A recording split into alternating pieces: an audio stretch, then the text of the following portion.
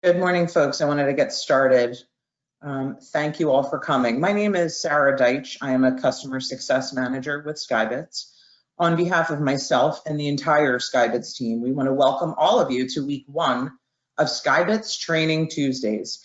Thank you all for attending. We hope that these 1-hour sessions will improve your level of understanding within Insight in order to bolster your confidence in using our best-in-class user interface to its full potential.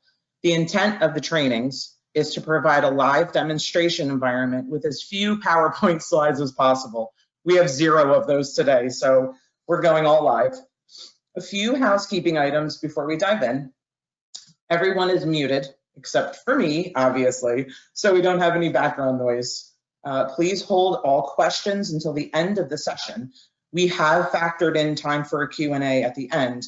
But if you do have questions and you don't want to forget them, you may, of course, type them in the questions section of the GoToWebinar panel. And all sessions are being recorded and will be available for playback via the SkyBitz YouTube channel. So today, what we're going to review are some of the important sections of the Manage Settings module. Specifically, we'll be talking about Manage Users, Groups, and Preferences, in order to customize the way you view SkyBitz information about your fleet so you can match with your operational requirements, and so you can gain visibility and control of your fleet and those who have access to it through the secure SkyBitz Customer Insight web application. We're going to also talk about the help module. We are always going to do that in every session so that you're able to understand how you can access assistance 24/7 straight from Insight, how you can reach out, and how you can get access to some of the videos that we have online. And without further ado, let's get started. What I'm starting here with this landing page is a newer section of the user interface called the Asset View. I will show you in this session how to customize your landing page. So if you'd like to start out with the asset view, which we will go into detail in a later session, the asset view could be your landing page that you're able to utilize it right from the get-go.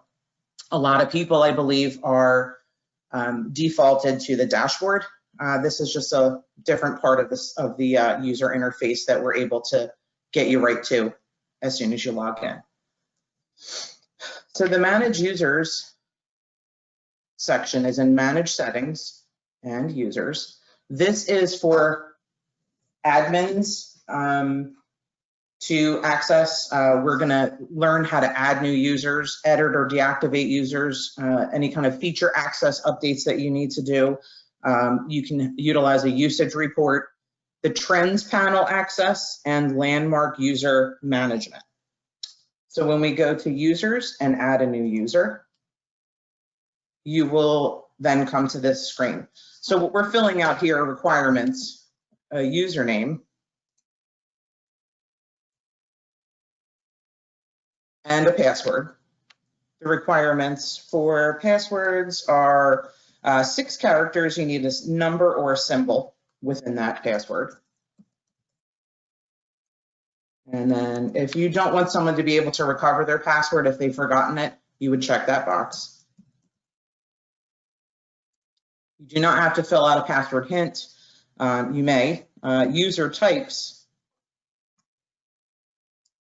We have a regular user that is limited to groups. We're going to learn about groups today. That means you limit the user to features you set and the groups that you assign them to. A standard user has all access, however, is still limited by admin user to features you set. So when you're creating a standard user, you'll then have that access panel up that you'll be able to then move on to give features to that user. And a landmark user. They're limited to yard checks, preferences, and landmarks you assign them to view. So let's go to standard. Sarah, and my last name is D. You would probably want to put in the email just to have it in the account. And then hit save. And then the next thing you come to is the user feature access. Now this is where people give certain users' ability to do different things within Insight. So you would scroll over and check any boxes that you would need to check. So I want this person, create landmarks, polygonal landmarks, advanced notifications. And I could scroll over. And these are all of the feature accesses that you will be able to then give to somebody if you haven't. If you want to give somebody different access, then you'll be able to come to this section separately after you've set up this user. If you needed to make changes, then at this point you would hit save. And then the user is set up and they will be able to log into the portal and utilize Insight. The next section is edit and deactivate users.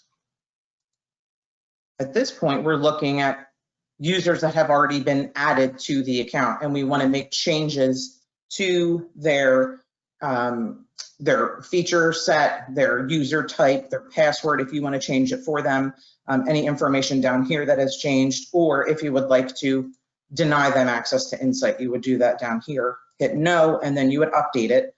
We do not completely remove users from the system. What we do is we access is then denied.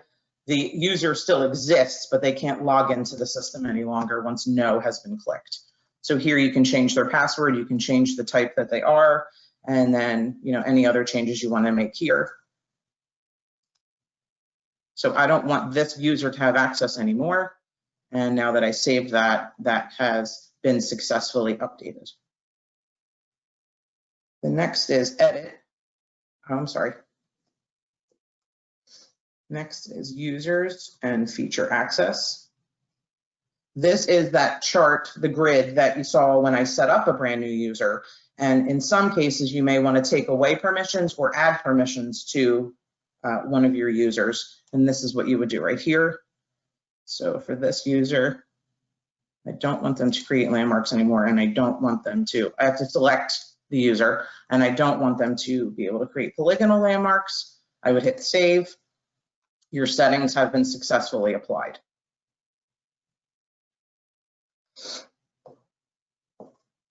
And one more item. The next item here is the usage report. This allows you, this allows you to see password recovery attempts as well as last logins of all users. So let's go to that. So if you need to manage your user's access, this is where a little functionality comes in versus just plain old setup. So if you want to see if, Joe is logging into the system because Joe needs to log into the system to do his job, you will want to look at view last login time of users and hit display. And it will give you a report right here that you can then download into a CSV format and say, hey, when's the last time Joe logged in? Oh, Joe never logged in. Sarah never logged in. We need to probably discuss logging into Insight. If it's part of their job, you definitely want to do that. You can also deactivate or reactivate a user at this point.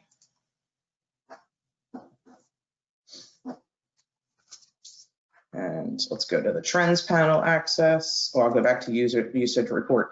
If any of your users are attempting to retrieve their password, so they have forgotten their password and they're trying to retrieve it, I'm not sure. Nobody has tried to do that. So that's that's why that came up. But you're able to then see who has done that and when they try to recover their password. Next is users trend panel access.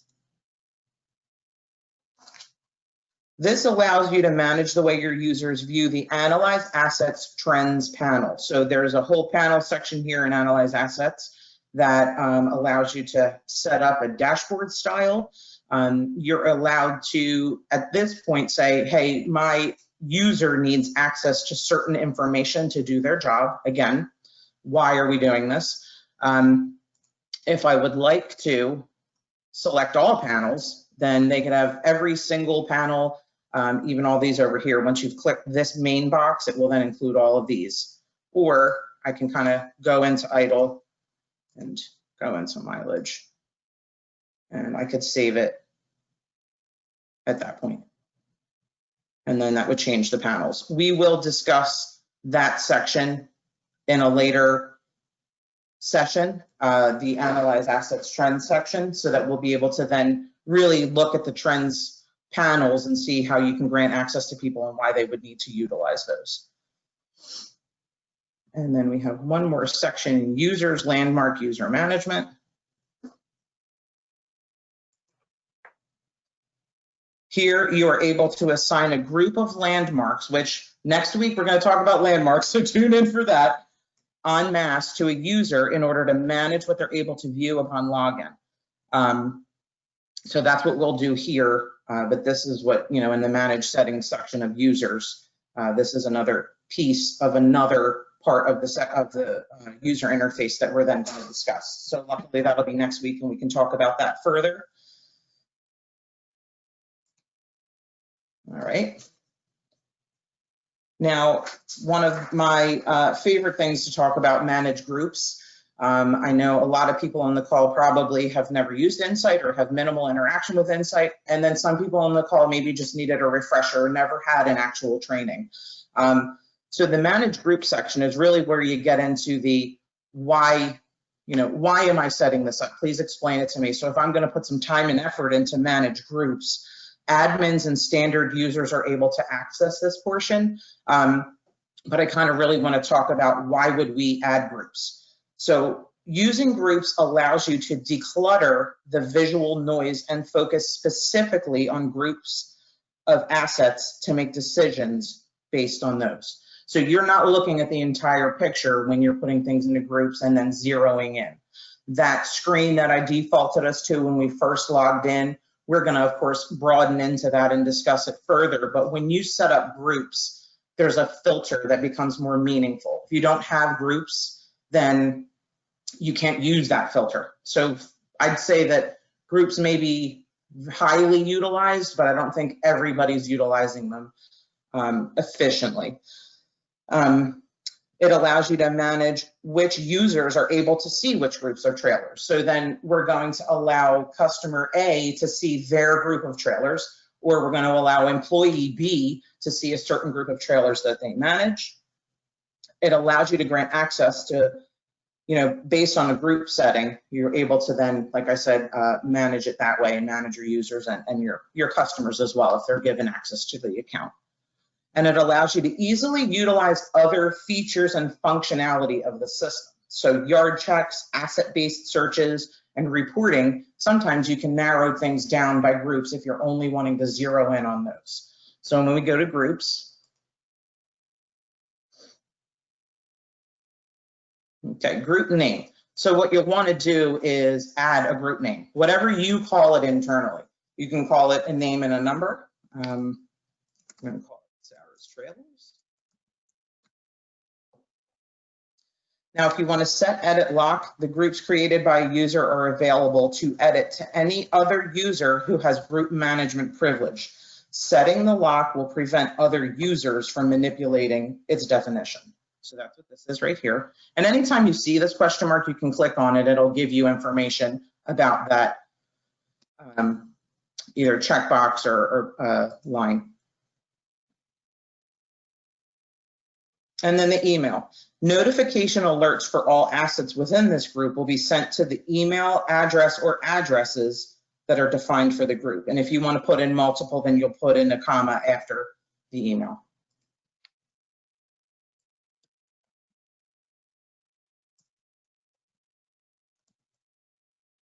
And then you would add that group. And there's my group of trailers. Now, number 2 is membership.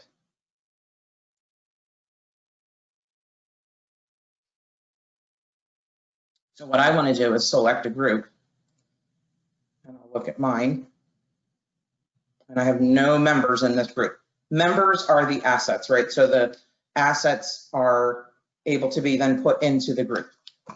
So I would like to add. And then I would save. And now Sarah's Trailers has that asset in it. Again, there are future sessions, and they're not too far in advance, where we are going to learn how to activate and name the assets in the system. So then, when you go to pick from your list, all of your assets will be listed there. And then add or remove assets. You can add multiple assets to a group here using commas to separate each individual asset. Max of 100 entries at a time. You can also download all assets that are in that group.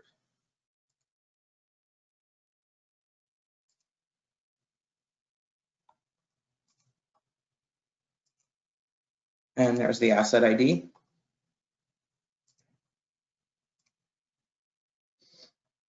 And then I can also look at my group, Sarah's Trailers, and the one asset ID that's in there.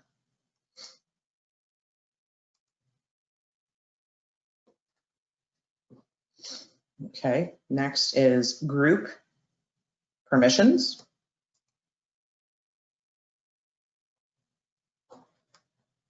Administrator and all standard users are granted permission to access all groups automatically. This feature here would enable you to assign or remove a regular user's access to the groups.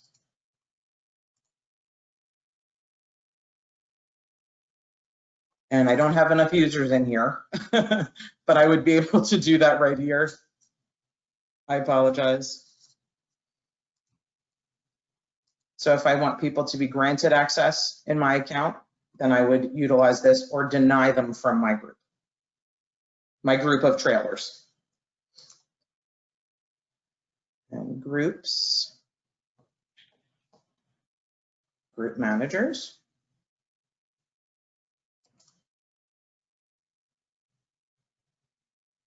Okay, this will manage which standard users can manipulate the group definition using this feature. Groups that have been created with set edit lock, which we discussed when we were creating the group, are only available to the creator of the group. So if I created it and I checked that set edit lock box, then I would be able to, editing that would only be available to me. Administrators can unlock the management and allow other users to manage groups using this feature. There is one administrator per account. So the one administrator per account will be able to pretty much override, but they can make changes if they aren't the one who originally made the group. All right, so groups. Once you've set up your group, I just really wanted to hit this home that why you're using them. You're able to use other features and functions of the system, yard check, asset-based search, and reports. And then it will allow you to then filter when we're on that asset view screen. I'm encouraging everybody to utilize that locate assets, asset view screen. That's one of the options of filtering. So it will allow you to drill down into a specific group of trailers that you want to view data on and make decisions based on immediately. And then the last section we wanted to talk about today was manage settings and preferences. There are a few things I want to talk about here. This section has changed. So we do now have show me how. And I'm not sure if everybody's noticing, if you've been a user of Insight for quite some time, things pop up and you don't notice that they're there because you're just so accustomed to seeing things as the way they were.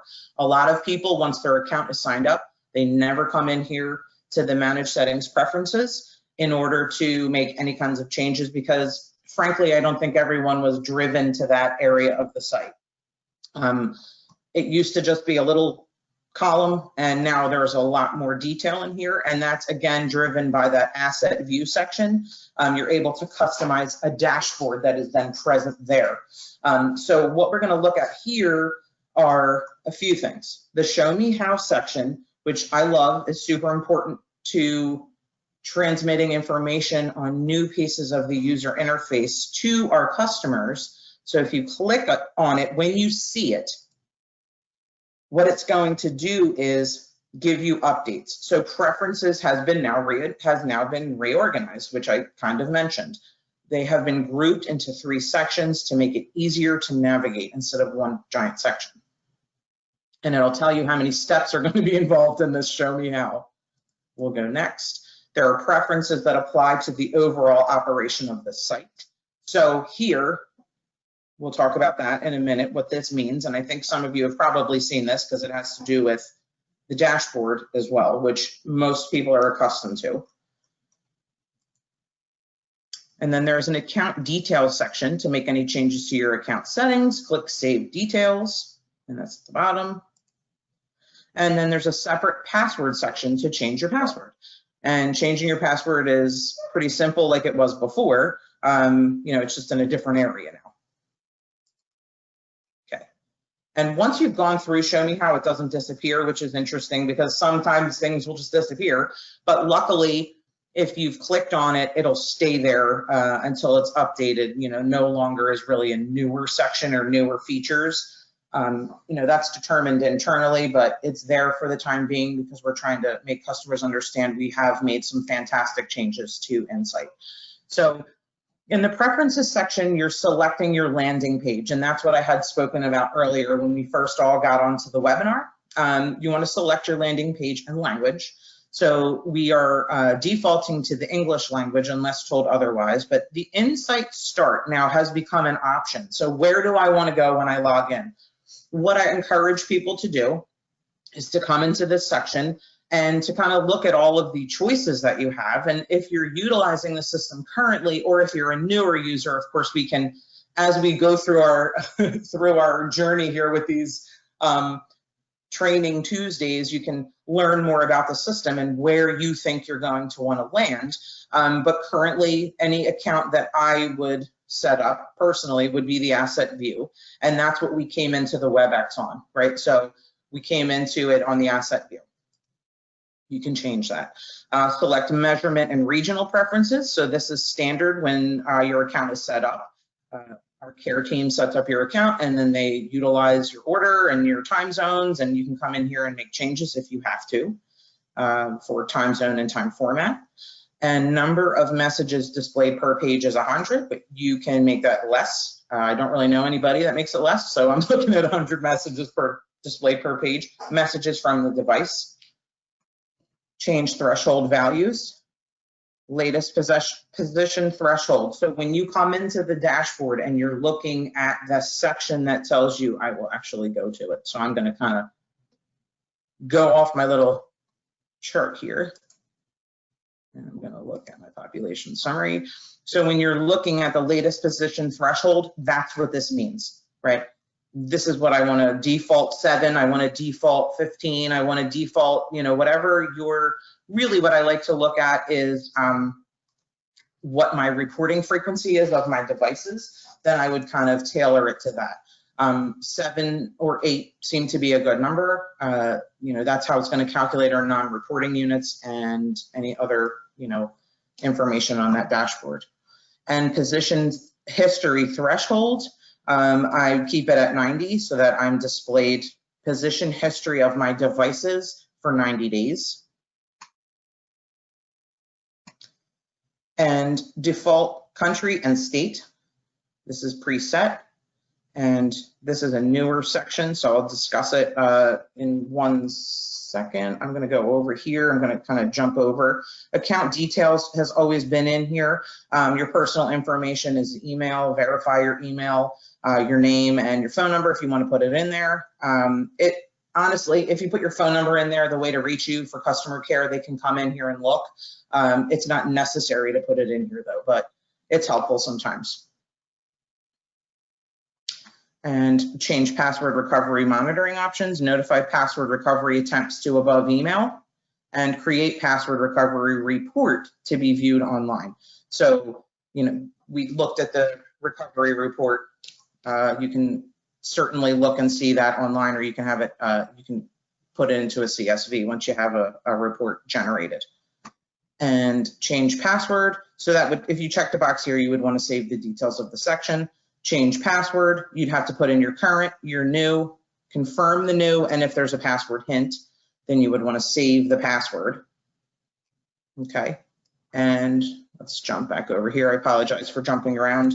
The change dormancy and utilization thresholds. So without going into more detail, and I keep touting the asset view, but this is a direct link to the asset view section. What you're going to have there is a dashboard. So the dashboard is going to give you dormancy and utilization. So right here, we have defaults. We have to have a system default in place so that when you log in and go into it for the first time, you'll have some information. But it is a high-level overview of dormancy and utilization for your fleet, or for a group that you've selected, or anything that you have filtered to. It will then give you dormancy and utilization hours in a grid.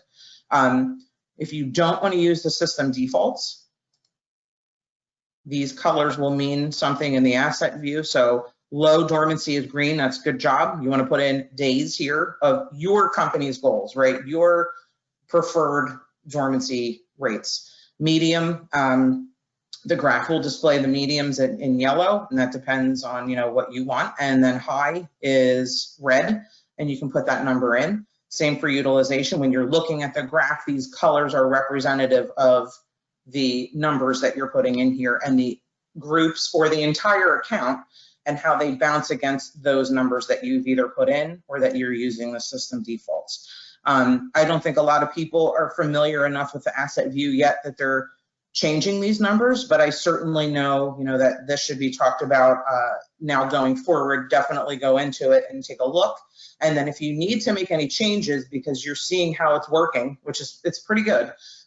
We really did a great job, really did a great job on this section of the asset view. It's very helpful and it gives a lot of consumable information. So give it a try and then come into manage settings and preferences and set your own dormancy and utilization thresholds right here. Just click off of this button and you can fill in the numbers at that point, days and hours.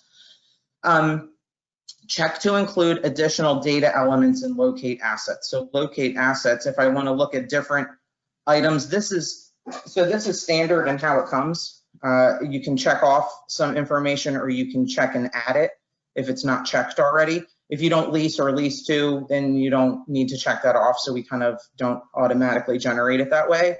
And then we have show latest unsolved positions, empty assets and group management, if you're using cargo sensor, and all kinds of information that you may have specific to your account. And then let's go back up here. Now I'm going to go back to locate assets and asset view.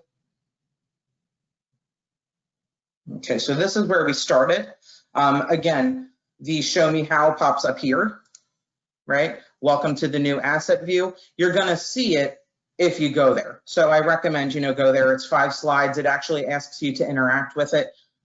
It's very helpful. And this is where you're gonna get that dormancy and utilization section. Again, we're gonna go into this in greater detail and in the next couple of sessions, but I definitely want people to, you're not gonna break it. It's web-based. You're not gonna do anything here that's gonna hurt the system. So get in here and start to use it. And I also certainly wanted to talk about our help section. So the help section, this little help is gonna follow you around all over the place. It's fantastic. All you have to do is click on it. And how can we help you? Typing in questions, you can use the search, the Training Tuesdays registration. So as we get ramped up and really more comfortable doing this, and by we, I mean me, every week, I'm sure it's going to be more delightful. And you'll be able to register for this Training Tuesdays right here on the help section. The asset view walkthrough, again, I love asset view, so come on in here and take a look at that. Supported browsers, Chrome and Edge are the 2 favored browsers. Installation and troubleshooting guides, which is super helpful to folks who need to troubleshoot and install our devices. Current release information, you can take a little tour. Previous release information, so we're still storing information that was older because a lot of people I don't think are clicking on help. No one's gonna bug you, no one's gonna say, hey, Mr. Customer, what is it you want? We're not gonna do anything like that here. We just want you to know that you have access to help constantly right here.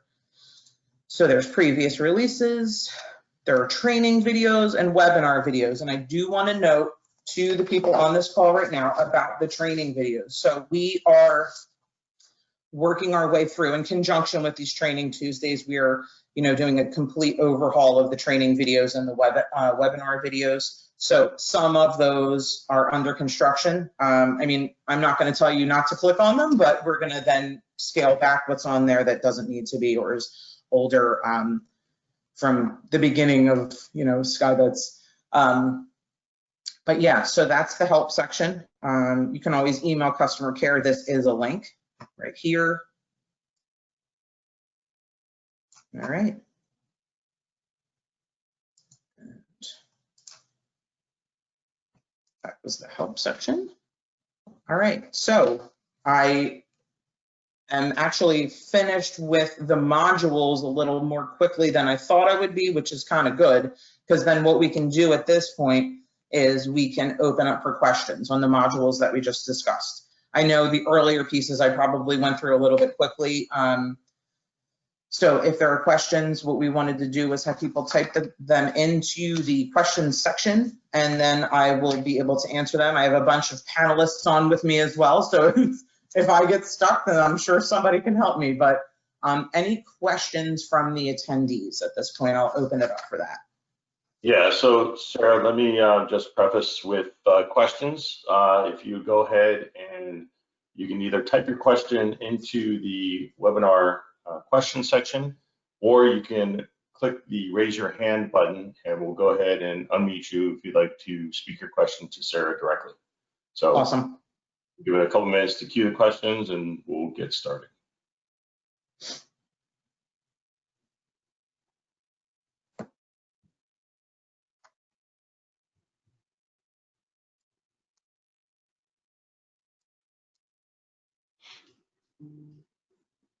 Not everybody at once. No, I'm kidding. Questions at all right now would be a good time.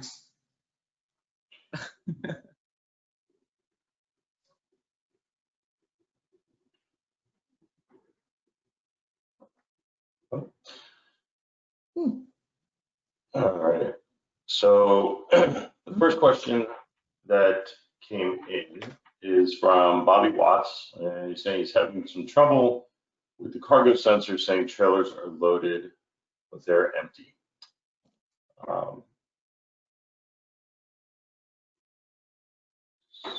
So Bobby, for that one, what we'd recommend is touching base with your CSM or emailing into customer care, and they can look into the cargo sensor issue for you.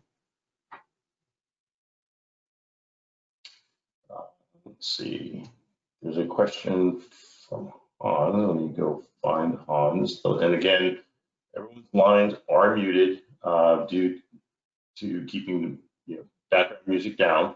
So if you have a question, please raise your hand.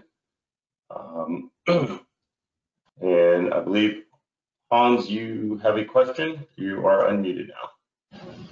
Yeah, I was just in Asset View. First of all, I'm new to this whole system. I'm just took over, and we're getting ready for a harvest here in a couple of weeks. We basically run most of our assets for a couple of months out of the year.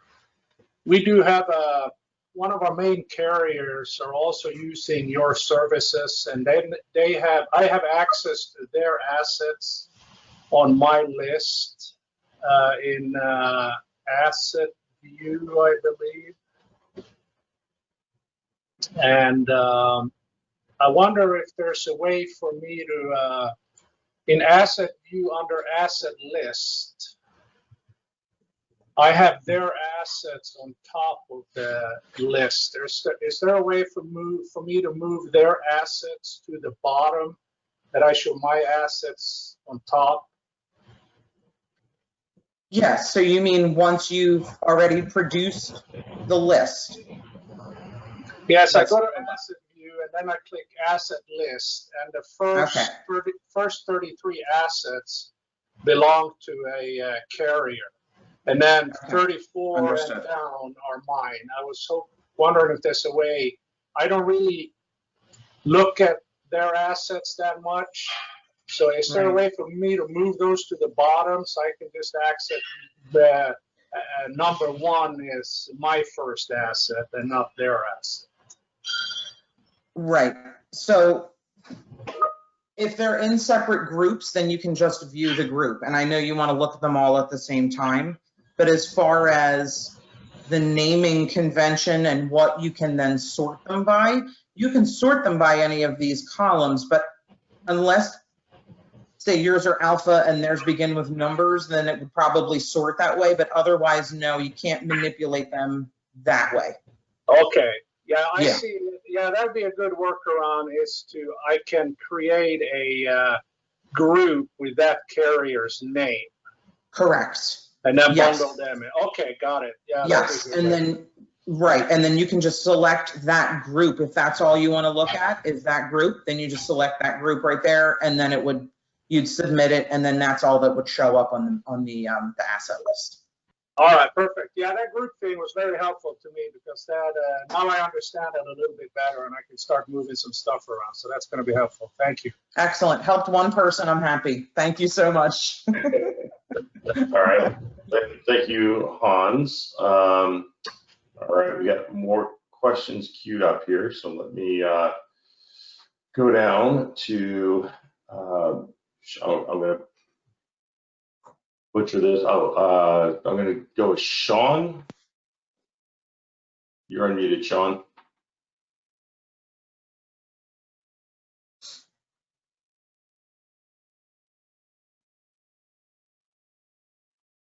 Sean? Okay. We'll move on to the next question from Ricky Byram. Ricky, will not allow me to unmute you, Ricky. And I apologize. Ricky, if you want to put your question into the question section, I can get it answered.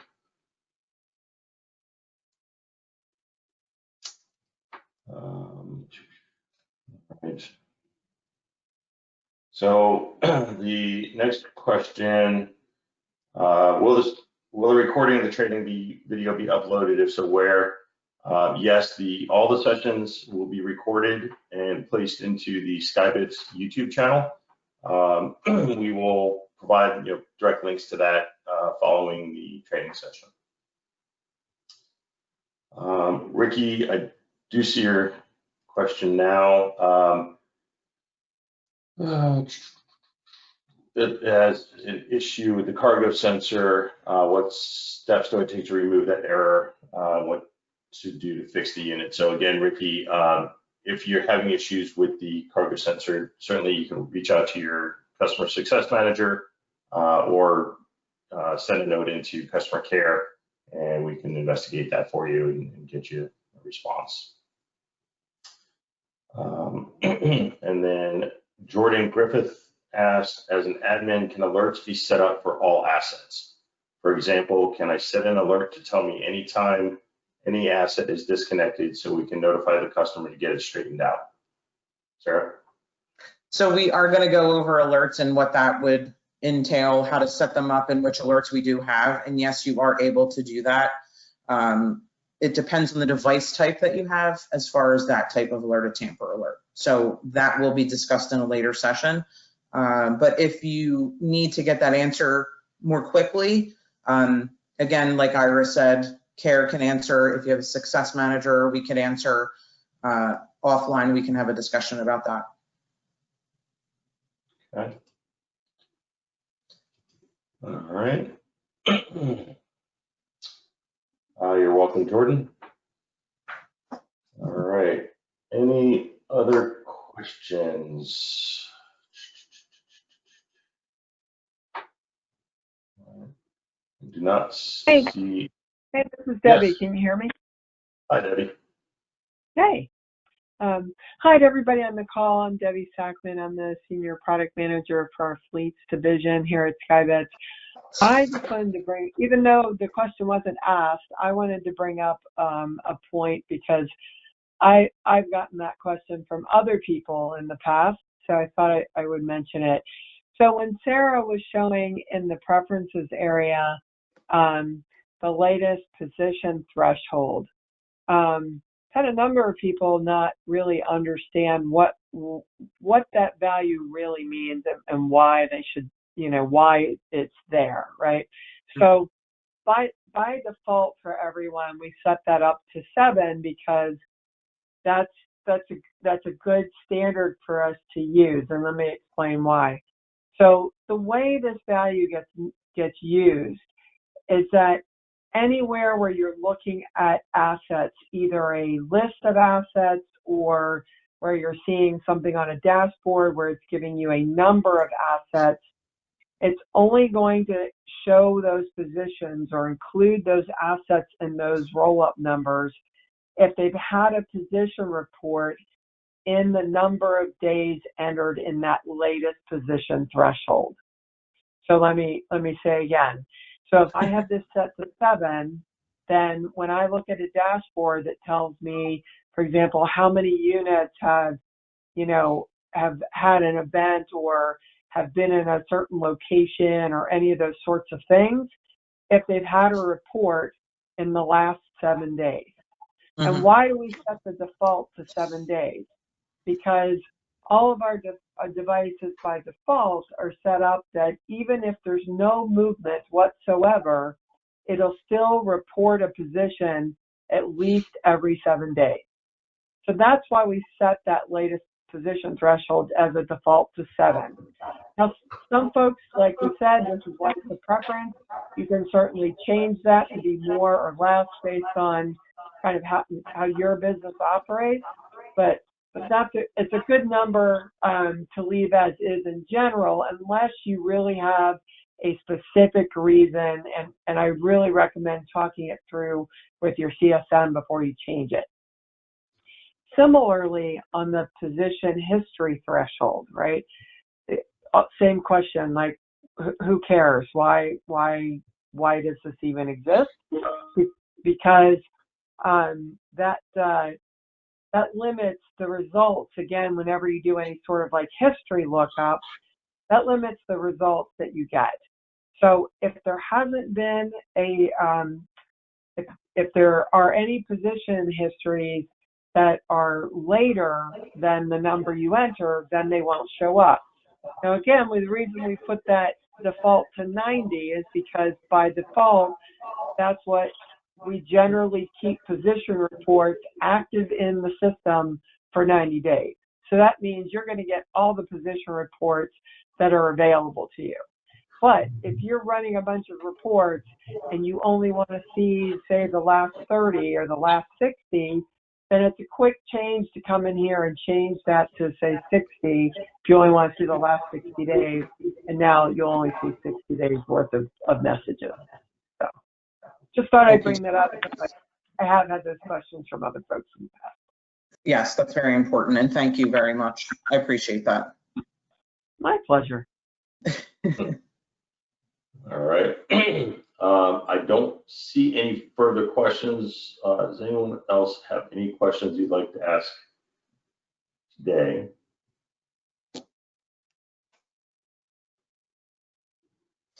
Okay. So, Sarah, I'll throw it back to you. Thank you. And yeah, we did move through that pretty quickly. And Debbie, thank you for that supplemental information provided. That is very important. And we do have information here on these little question marks. Again, that is something to really carefully consider and not necessarily stick with our defaults. That's why we wanted to bring you to this page so that you know it exists beyond the initial setup and that there are things that you can change. You do have control over the way Insight gives you data and the way it's presenting the data to you. So thank you for that. And we'd like to thank all of you for attending the session. These sessions are about you, your partners, and helping our partners and helping you leverage the tools that we are providing is important to us. So if you have any recommendations or ideas for future content, please let us know and we'd be happy to put that together. Next week on August 25th at the same time, we'll be showing you how to get the benefits out of the common term used as geofences, but we call them landmarks. So the introduction to landmarks, why do companies use landmarks, benefits of setting them up and utilizing them, and then how to set them up. So I think a lot of people maybe are kind of afraid to go in and set some up, but again, please feel free to do so. We'll talk about it next week though. And really we're going to start to get into a little bit more of, you know, the return on investment here. We need to discuss, why am I using the system? Not just for location. There are many, many more benefits to using Insight. It's a very powerful tool to help run your business and make decisions. So we do thank you. And if there aren't any other questions, then we can give back 10 minutes. And I really do appreciate everyone's attendance. Thank you.